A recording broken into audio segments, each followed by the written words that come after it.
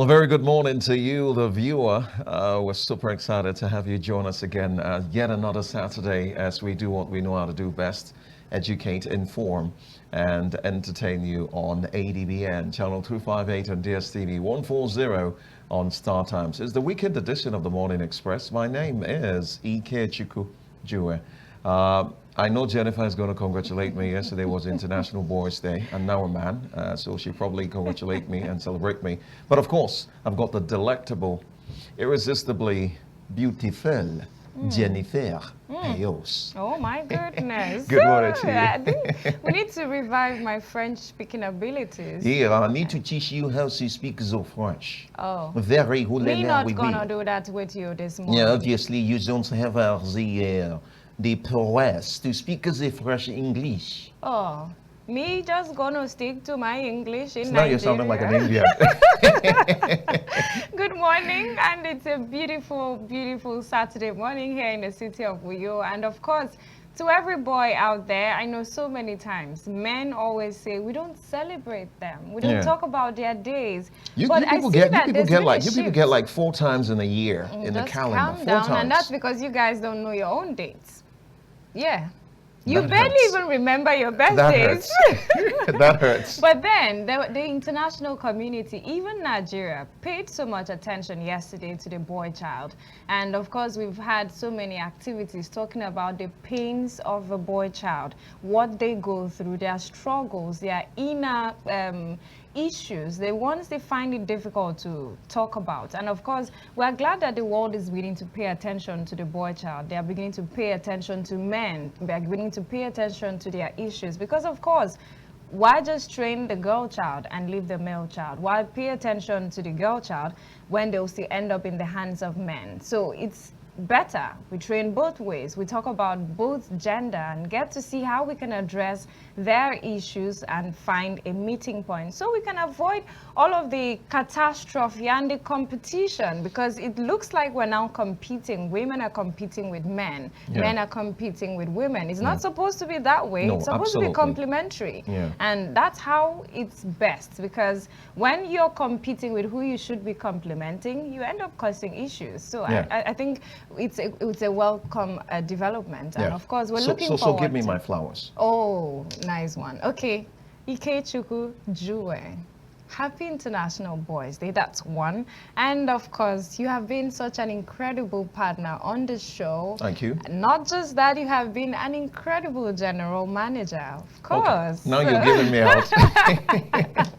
So yes, I celebrate you. Thank you very much. Celebrate your energy. Like you say, you're a workaholic. And I celebrate the work you put in. Proudly. Thank you. Proudly. Well, let's head straight to looking at what the papers are talking about.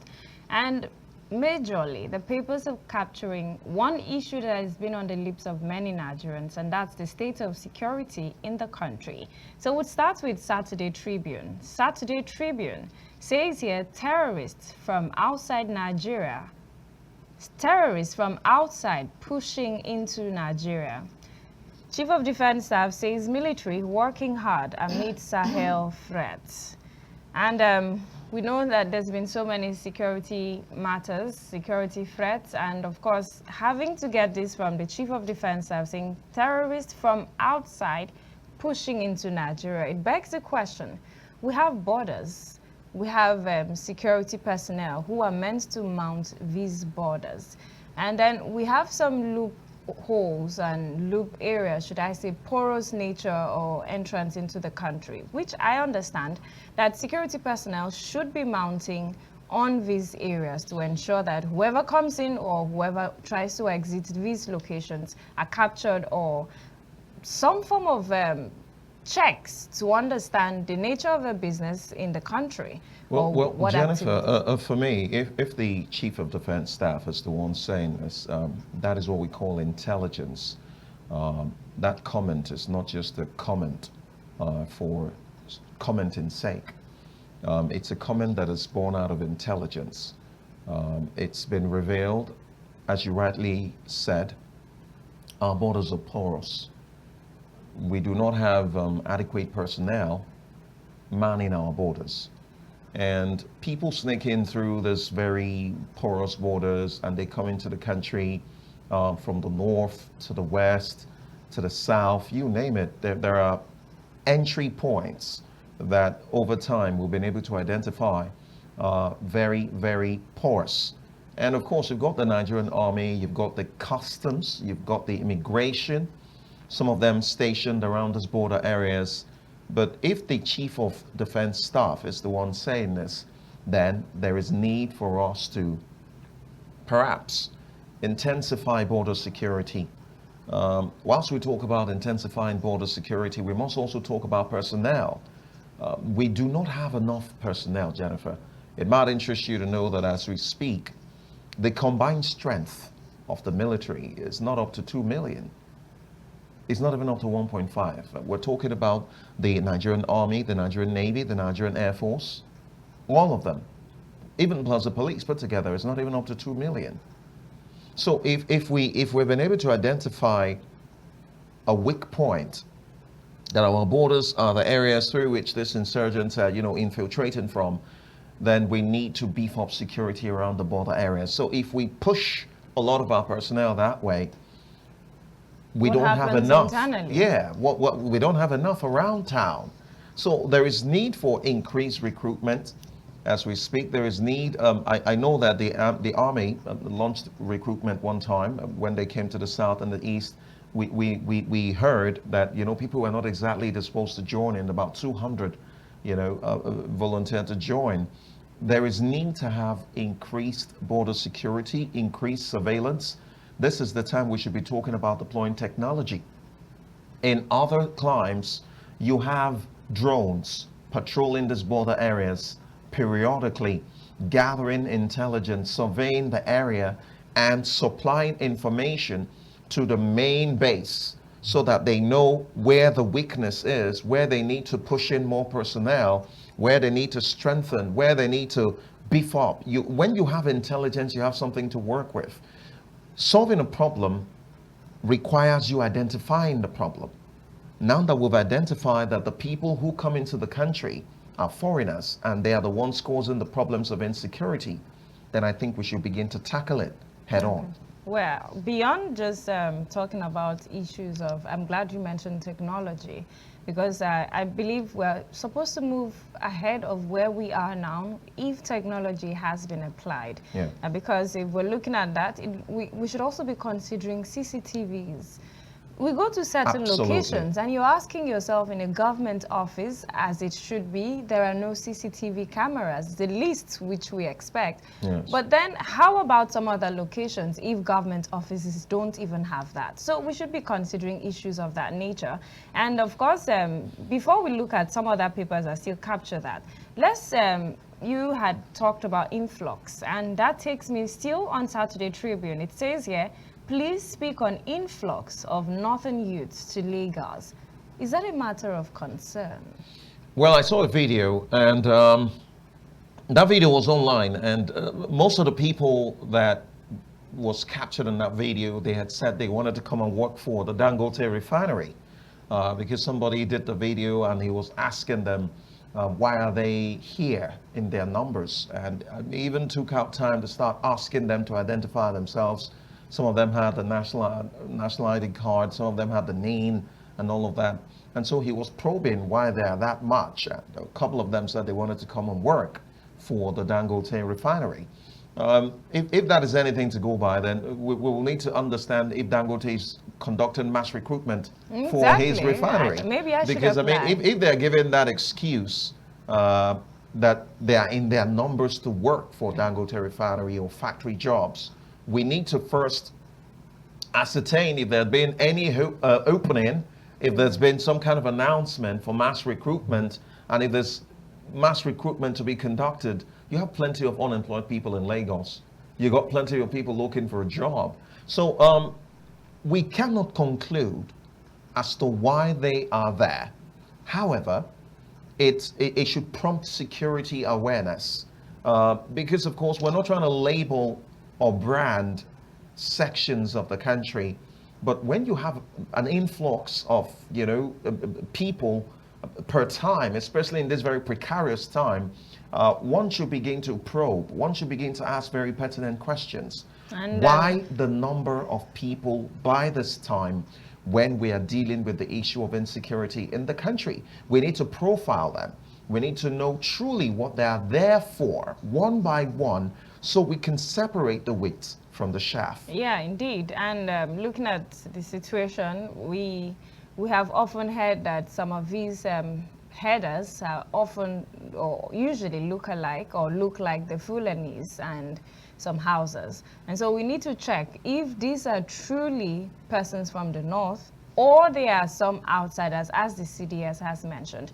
And yes, even if the Dangote refinery is recruiting, there hasn't been a public message with regards to the recruitment. And if there isn't, maybe they're making plans to approach him. Where are you going to stay in the meantime?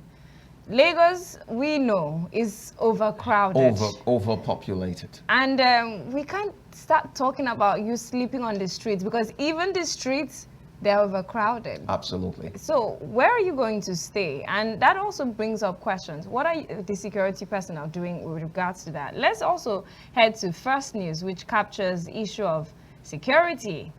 Like I mentioned, most of the papers are talking about security threats. And here it says, crush Nigeria's security threats. Now, Tinubu orders military. We're on top of our game. CDS assures Nigerians. We've had so many assurances. Well, Jennifer, we should walk the talk. Over the years, one of the problems we've had as a country, forgive me, is the issue of rhetorics. Assurances cannot kill a bird. Yes, we should take those assurances and be comforted. But when you assure us that you're on top of the matter, on top of that assurance, people are being killed. On top of that assurance, people in Benue State, communities, in Plateau State, in Kaduna, in Borno, I could name a few other places that are not even captured in the news. Down south, in Ondo State, in Osun State, and a couple of other states where we have issues of insecurity. While you're assuring us, insecurity continues. So go beyond the verbal assurances. Let us see more boots on the ground. Let us see more action. I must commend this administration for its investment in military hardware. Just recently, some helicopters were procured to bolster, as it were, the strength of the military. That is to, capacitate them in the fight against insecurity. But of course, as we make this procurement and investments, there are other very pertinent areas that also require attention as well. Welfare, very key. Recruitment. Some of our soldiers are worn out. A lot of them have been in the bushes, or you want to call them the trenches. They've been in Borno State. They've been in areas of high insecurity situation for that long. They're supposed to be working shifts. While some people are there, you take them out more like, surveillance. They mount sentry for a while. They mount sentry for, say, a day. After a day, you come back and rest. Another set of persons come there. You keep people on alert. Indeed. So whilst we're doing investments in the area of, hardwares, infrastructures, let also do investments in the area of recruitment, in the area of welfare. Personnel training. Very, very essential. Very important. Very essential, because we're dealing with a very unconventional war here. Indeed. And I remember some time ago, there was a video that was trending on social media where a Nigerian had posted a training in the UK and a Nigerian training. And I can't lie. The Nigerian training was very laughable. Because if you're tackling insurgency, if we're tackling security threats where people are handling AK-47, people are handling we're talking of bombs here, and you're training your personnel with a machete, you're training your personnel with sticks, you're training your personnel like it is an NYC camp training. It's quite scary. But let's look at let's just capture all the papers that talk about insecurity issues. Let's go to The Nation. The Nation says here, insecurity, Tinubu orders new push to tackle Sahel threats and others. It comes to the writer, states, local governments, communities must join federal government efforts. This statement is attributed to the Chief of Defense Staff. Says national peace, stability require inclusive governance. Receives a laughing, reaffirms focus on education, healthcare, and cultural values. Let's also look at Saturday Punch, still on insecurity issues. Says here, insecurity, stop sacrificing our children. Parents of military personnel tell federal government. None of my relatives. I would like to speak to this, and the reason why you have some parents make this kind of comments is because of the very sad and very sorry state we have found ourselves. The recent attacks in Borno State, the military base there in Borno State, is perhaps the reason why parents will make this kind of comments, where you have their children being captured by insurgents, by Boko Haram Islamists and ISWAP terrorists, and make videos. Dogs. This is the point where I want to speak on the issue of these videos that we see online. We're supposed to be at this point. Somebody's posting those videos. There's a media team for these insurgents, for these terrorists. They post these videos. Is it that we cannot deploy technology to ascertain, track, Location. IP address and everything, where these videos are posted from? It's not like we can't do it, because I have seen security personnel, even the police, do these things. So I don't think it's a matter of can. It's a matter of will. Because I think a few years back, a family member of mine had lost the phone here in Uyo, and within 24 hours, the phone was tracked. Though it was switched off, the phone was tracked and returned to him. So it's not a matter of can. It's a matter of will, and we need to see this will put into action. Absolutely, absolutely. We had stories of some pirates who had captured some personnel here in Akwa Ibom, and till date. And they're making calls.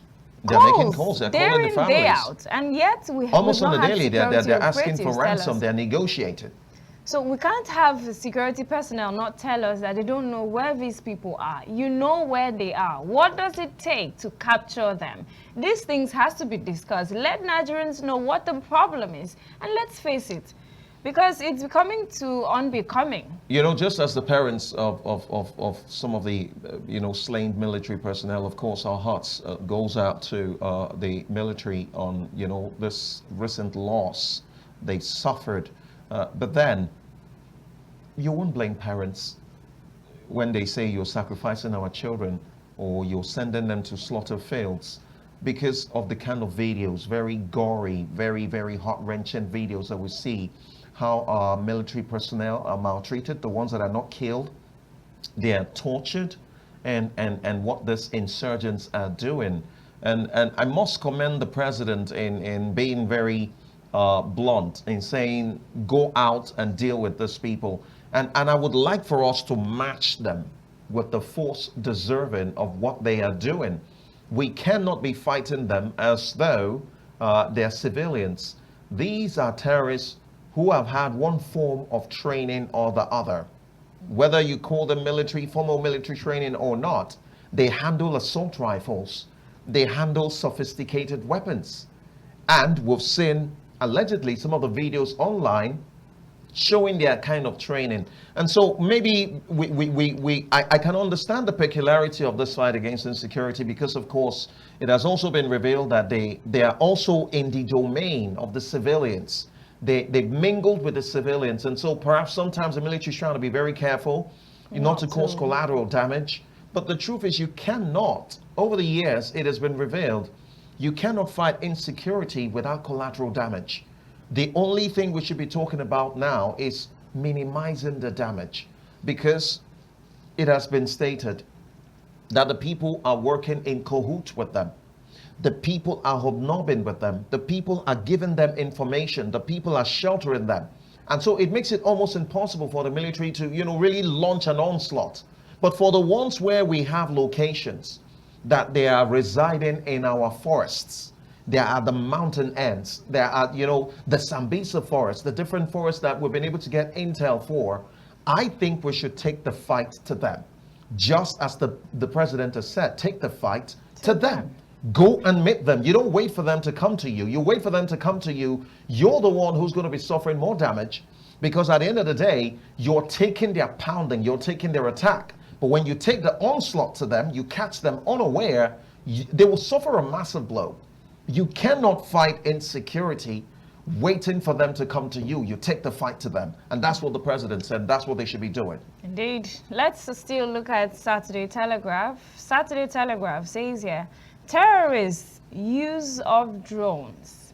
Federal government developing new defense capabilities, strategies to counter threats. This is attributed to some sources. It comes with a rider, Tinubu will continue to equip military to end insecurity, induct 2 new Augusta A109S Tracker power attack helicopters into the Nigeria Air Force. Sahel terror surge impacting Nigeria negatively. This is from the Chief of Defense Staff. Well, security issues is not something we can exhaust in a day. There are so many. For me, speaking to this particular headline also, it's high time we step up our, security fight. If terrorists now use drones, in the fight against this war between Russia and Ukraine, we see that they deploy a lot of drones in that fight. Yes. Technology has evolved to the point where you do not necessarily put personnel out there. You can get drones to do aerial surveillance. You can get drones to also have coordinated attacks. The kind of fights we've seen, in developed climes where they show footages, you have unmanned planes, unmanned drones. They're very big and they're controlled from a particular place. And they are to launch coordinated attacks in areas that have been identified as terrorist hideouts and spots. So if terrorists are now using drones, not your regular movie-making drones or event drones, we're talking about sophisticated drones that can not only collect intel about an area or carry out surveillance about an area, can also launch attack. I think as we're making investments in military hardware, as we're investing in the military capabilities, we should also be thinking about increasing our capabilities, especially deploying technology. If these insurgents can now use drones to attack and carry out some of the things that they carry out, then I think we should match them or surpass them. After all, they are not bigger than the Nigerian state. They are not richer than the Nigerian state. If we put their population together, they are not compared to the population of Nigeria. We're talking about a few thousands here. Although it has been alleged, and I am tempted to agree, that there is international collaboration in this particular fight, that they get sponsorship from people. And so, because how do you explain the kind of assault rifles where we've been able to investigate how much these rifles cost? You're having the Kochanovs. I could name a few weapons that they have that we do not even have. If they're deploying drones, and our military isn't using drones, somebody is bankrolling this fight. Indeed. Somebody is funding this fight. Once upon a time in the last administration, the UAE came up with a list of persons who are allegedly involved in the sponsorship of terrorism in Nigeria. Where is that list? What are we doing with the names of the people that have been identified as being alleged to be involved in the fight against insecurity? They're making it difficult. It's been said that some of these persons hobnob with the people in position of authority. Why can't we get those names out? Why can't we begin to name and shame and take action so that once those people do not have that funding and they cannot procure the kind of weapons that they're procuring, don't also forget that when they launch an onslaught against our military, they seize their weapons. Every time our military, for example, the APCs, armored personnel carriers that they use in the war, it's been said that when they launch an onslaught, an ambush against our military, they take those weapons as well. And once they take those weapons, they use those weapons against us. The fight against insecurity, we need to double up. We really have a lot to do. And beyond insecurity, there's also an aspect which, of course, breeds insecurity issues, and that has to do with the economy. So let's head to Saturday Independence. Saturday Independence says here, Nigerian economy still bleeding from illegal mining. Experts, communities lament. The writer says government loses staggering 91% of its revenue yearly to criminal activities. This is attributed to ECOWAS. Tackling insecurity in regions crucial. This is a report. And just on the top left, we have here, federal government applauds Tinubu's economic interventions as inflation drops slightly in April. The issue of illegal mining, and we know how so many times, so many reports have been made of this being tied to insecurity in the north, and how this is also funded or allegedly funded by some NGOs, international NGOs in the country. How then do we know that these things are ongoing, yet there is no form of restriction? There is no form of, I remember I think there was a time that the minister had brought about some task force team to ensure that illegal mining is brought to book. What are they doing? We haven't gotten reports from this task force. What is the situation on ground? Why are we still talking about illegal mining? Well, Jennifer, there's a lot of questions to be asked. As you rightly asked some questions, why are these things continuing when we see that efforts are currently ongoing? The minister had come out, that's Dele Alake, had come out to say there's a special mining force. And they have been tasked with the responsibility of going to some of these areas, identify some of these illegal mining areas, and of course, preventing the illegal activities going there. But you see, this is not a situation that started today.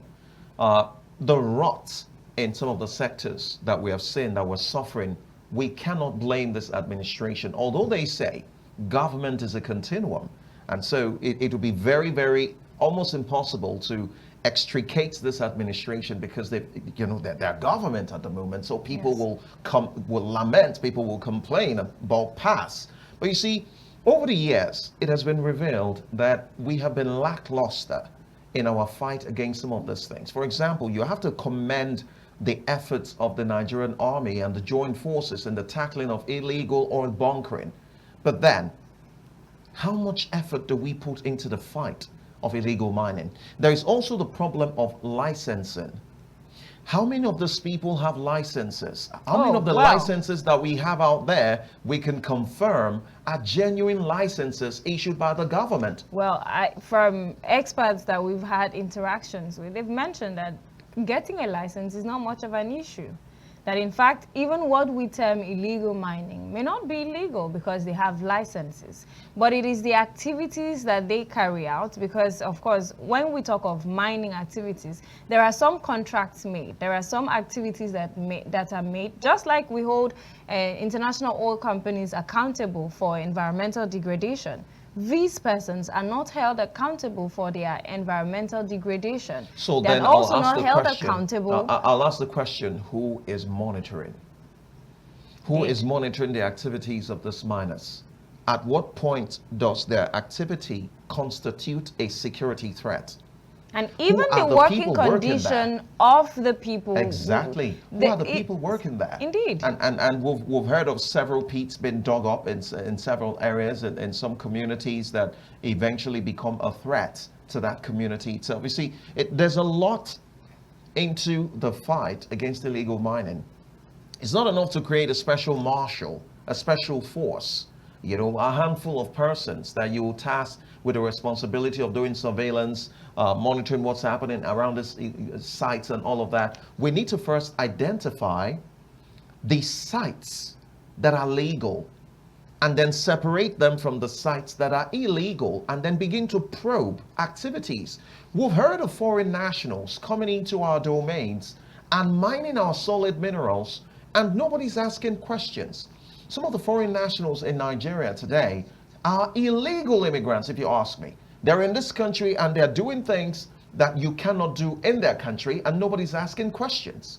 And so there's a lot of questions that we need to begin to ask. We need to begin to interrogate activities. We need to begin to probe things. We need to begin to, aside probing and interrogating things, we need to also punish. I think we should also move away from that mentality of worshipping every foreigner we find, because some of these foreigners come into the country and use that to exploit the people, Absolutely. to create harsh working conditions for the people, maltreat our own people, maltreat the people, and they go scot-free. And subject them to very, very terrible, harsh working conditions. There's a lot that we have to do. Although I commend the Minister, Dele Alake, for what he's doing, But you see, to whom Much is much is given, given, much is much also is expected. expected. We need a lot in this area. How do we even check what is happening? Now, let's talk about technology. Do we have a surveillance whatsoever surveying the entire area? Do we have some kind of technology that we deploy into ascertaining who goes where, what is happening there, and how do we identify through technology activities that will now tag illegal activities and how they constitute a threat? You know, security while we wise, still technology. while we still pay attention to the federal government, look at the state governors. There are governors in these states, year in, year out. They make allocations, they have security votes, they go on inspection. That is, if they do, they carry out infrastructural development. You want to tell me that you don't understand the terrain where illegal mining activities are ongoing? The governors really need to step up. The governors have to look at what should be done to tackle these issues. And just to add to what you've said, in analyzing the issue of illegal mining, as you've mentioned, governors and stakeholders, there's the issue of complicity. There's the issue of sabotage. The government alone, let's be very factual, the government alone cannot fight this. If there's no cooperation from the governors, if there's no information from the stakeholders, if people are not working with the government, take or leave. Every time I have the opportunity to analyze issues, I tell people that we should pray for government. They're overstretched. Take or leave. There's a lot that the government is like a mother of 1,000 children. And you want to attend to each and every one of them, giving them attention adequately as they're asking for it.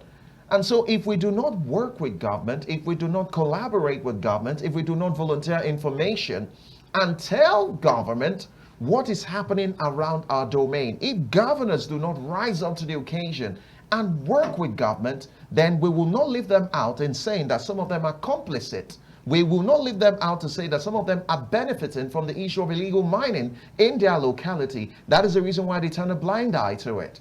Well, we are hopeful that whatever happens, whatever decisions are made, it has to be for the good of Nigerians and for the people. Let's still look at Saturday Independent. This is a statement from the former president of Nigeria, Olusegun Obasanjo. He says here, Nigeria has enough resources to banish hunger, poverty. Saturday Independence, it says Nigeria has enough resources to banish hunger, poverty. Former President Olusegun Obasanjo, he's been in office. He's understood the terrain of Nigerian politics, and he says we have enough resources to banish hunger and poverty. Jennifer, something, while you mentioned this, when Obasanjo was president, there was a particular program. I think it was in the Obasanjo administration that a particular agricultural initiative was, I don't know if it's SAF, Structural Adjustment Program, or some kind of a Greek revolution. There was a particular initiative that his administration introduced that I recall very vividly. I'd like to ask a question. Did we ban hunger then? Did we ban hunger then? He was president. He launched some kind of a Greek initiative which is supposed to help create food. Did hunger end then? Did it end? Or should we begin to ask questions? Or should I talk about Otta farms? I don't want to go anywhere, but I just put something on the table. But here's where I'm going to. Yes, we have resources, but the thing is, how do we harness these resources?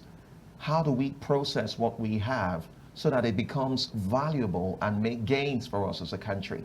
I agree to some extent that we have resources to banish hunger, but even developed climes, they have still not been able to banish hunger. It's a global phenomenon. It's a global thing. There are issues responsible for the rise in poverty and hunger all over the world. There are climate issues.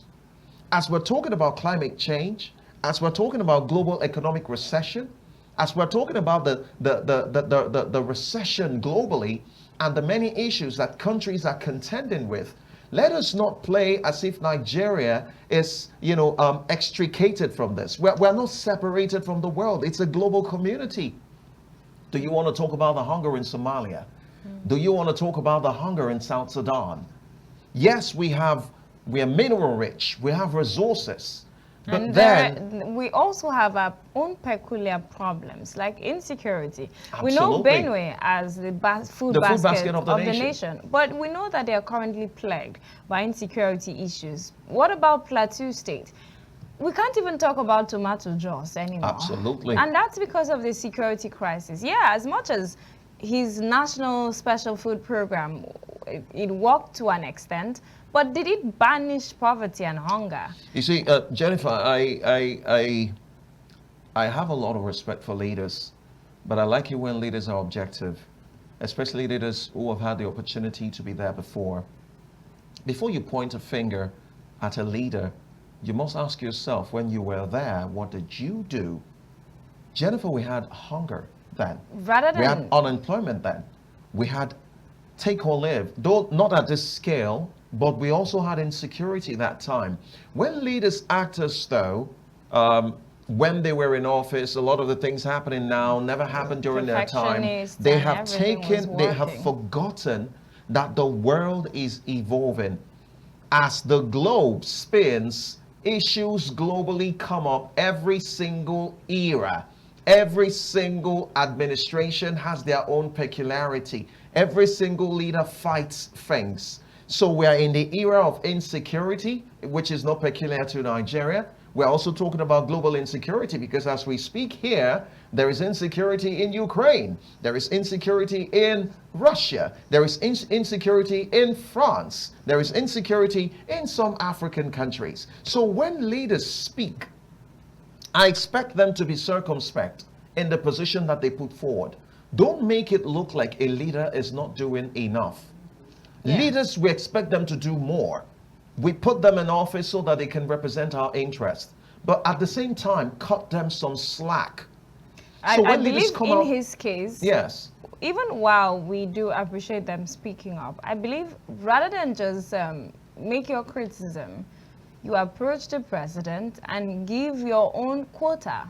This is what I think could work. This is what I'm looking forward to seeing, or activities I expect you can take up to make things work. Rather than just stay out and criticize. We all know that, well, we can't also exclude you from some of the crises Nigeria is currently facing.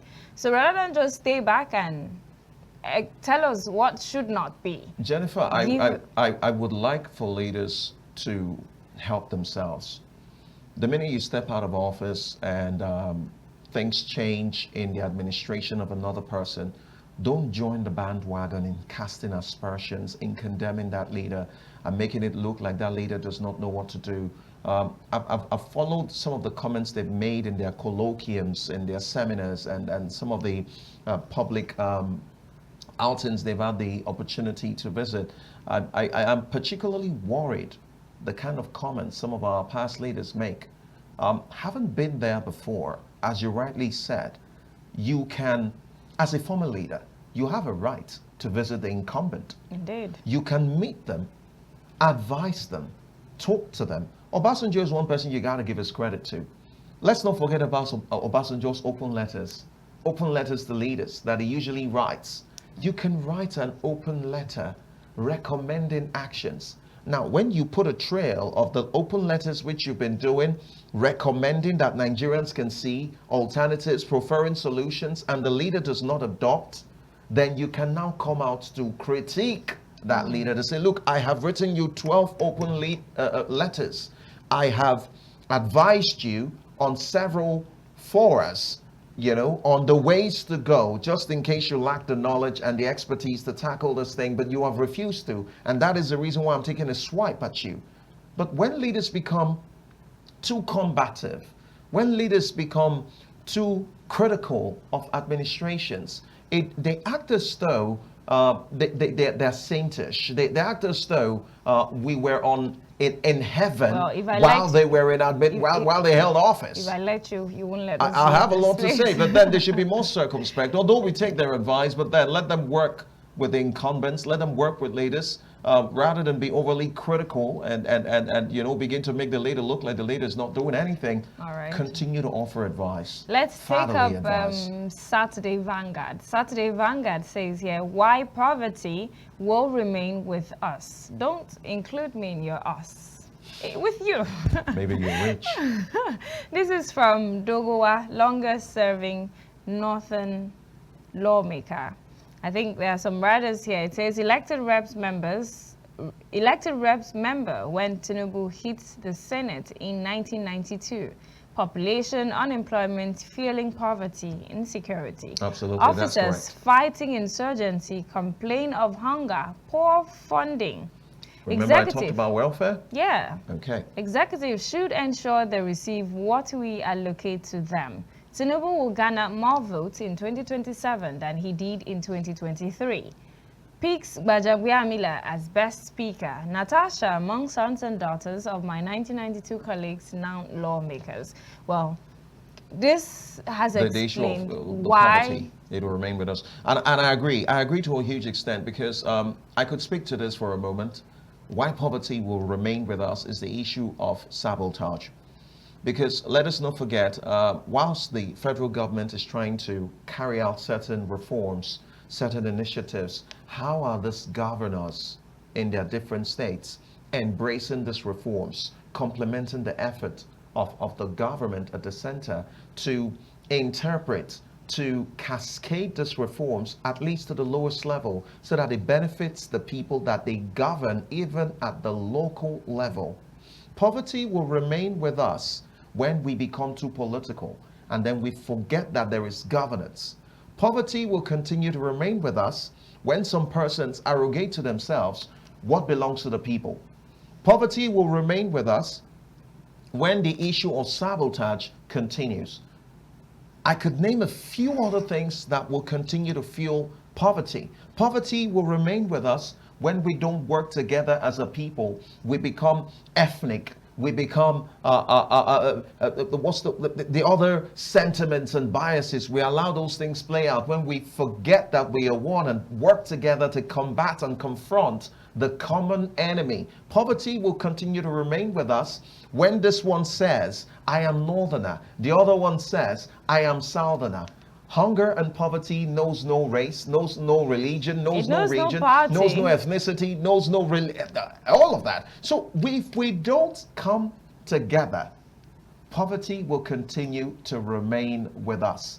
Poverty will continue to remain with us when only a few persons are the ones working and the other people are just busy talking. Okay, well, we were forced to, let me just pause you there. The Guardian says here, why Nigeria's strategic grain reserves can't boost food security. The Guardian. Why Nigeria's strategic grain reserves can't boost food security. Well, I don't know what you make of this, Ike. Well, actually, looking at the headline, it is self-explanatory in a way why Nigeria's strategic grain reserves cannot boost food security. First off, we need to ask, do we have grain reserves? Do we have the silos, you name it, all of them? Do we have? When was the last time we put something there? We've been talking a lot about insecurity.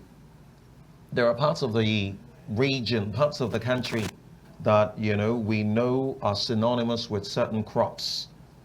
When was the last time they, actually farmed without bandits coming to disturb them? We keep hearing of the issue of insecurity and how it is ravaging some parts of the country. When was the last time these issues were dealt with?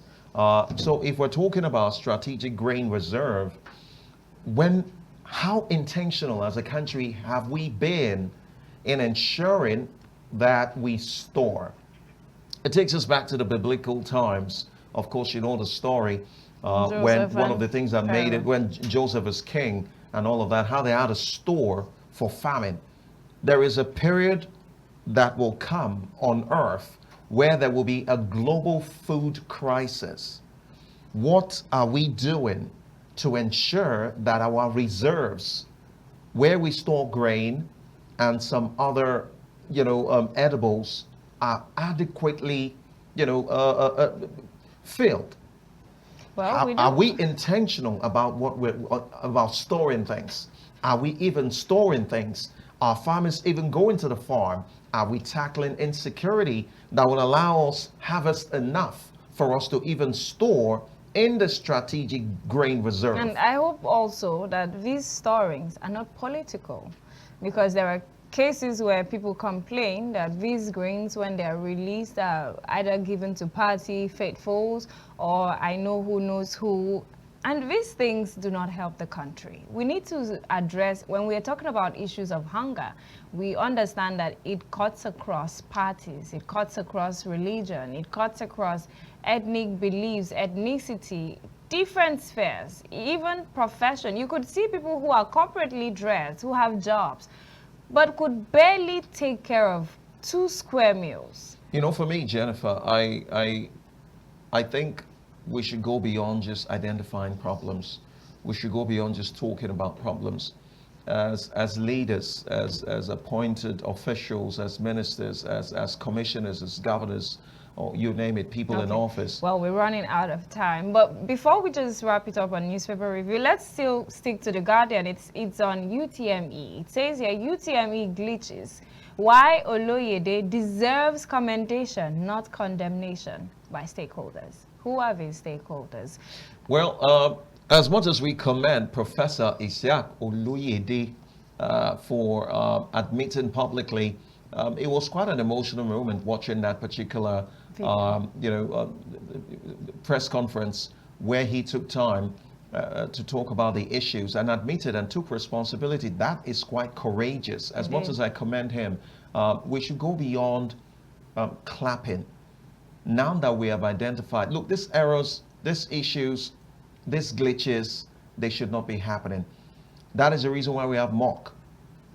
Mock is preparatory to the real thing. At mock, all of these issues that we're suffering or dealing with would have been identified. During the mock, we would have known the centers where you have deficiencies. During the mock, you identify where there are internet issues. We would have known the areas of interest that we can say, okay, these areas we have internet issues. These areas we have been able to identify through the mock that the computers there are not up to standard and they will not work well. This area we have been able to identify because of the peculiarity of security concerns that we may not be able to start exams on time. Jennifer, people did not write their exam until 7 p.m., 8 p.m. in some areas.